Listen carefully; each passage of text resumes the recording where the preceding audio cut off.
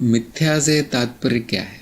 जो है ही नहीं, ये परिवर्तन को मिथ्या कहा गया। जो है नहीं उसमें परिवर्तन कैसे? कृपया मार्गदर्शन। बोधि वार्ता में मिथ्या, असत्य, माया, अविद्या ये सब एक ही है, सब एक है। तरह तरह के दर्शनों में तरह तरह के शब्द आ गए हैं, हमने सबको मिला के एक कर दिया है। और इसका अर्थ है कि जो प्रतीत होता है लेकिन है नहीं, ये अर्थ है मिथ्या का।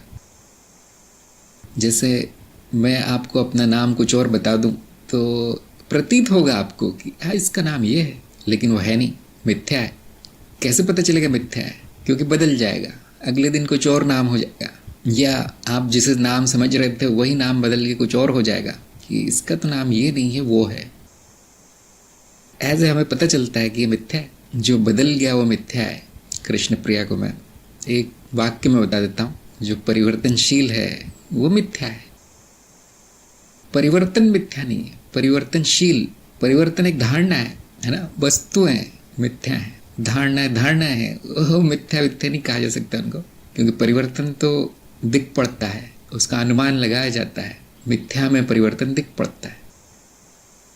तो उन्होंने पूछा जो है नहीं उसमें परिवर्तन कैसे? ऐसा नहीं, जो है उसको हमने ब्रह्म कहा है, और ब्रह्म में सब कुछ है, स्थायित्व भी है, परिवर्तन भी है, बीच में जो भी आता है सब कुछ संभावना है, अनंत संभावना। जो स्थायी है उसका नाम अनुभव करता रखा गया है, वो पर्दा है जिस पर बाकी सारा परिवर्तन उभरता है।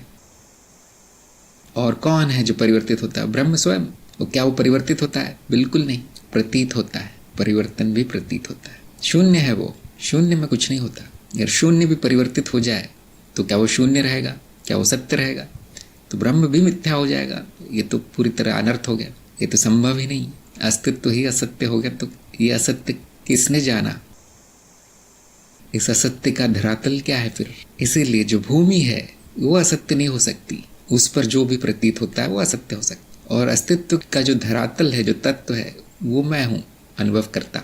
इसलिए मैं सत्य हूँ, मैं नहीं बदल सकता, मैं नहीं जा सकता, मैं नित्य हूँ। बाकी सब आता जाता है। वो क्या है? वो सत्य है, असत्य है, जो भी है, अद्वैत के स्तर पर सब बराबर है। शून्य है, शून्य। अब क्या चिंता करनी उसकी? क्या है?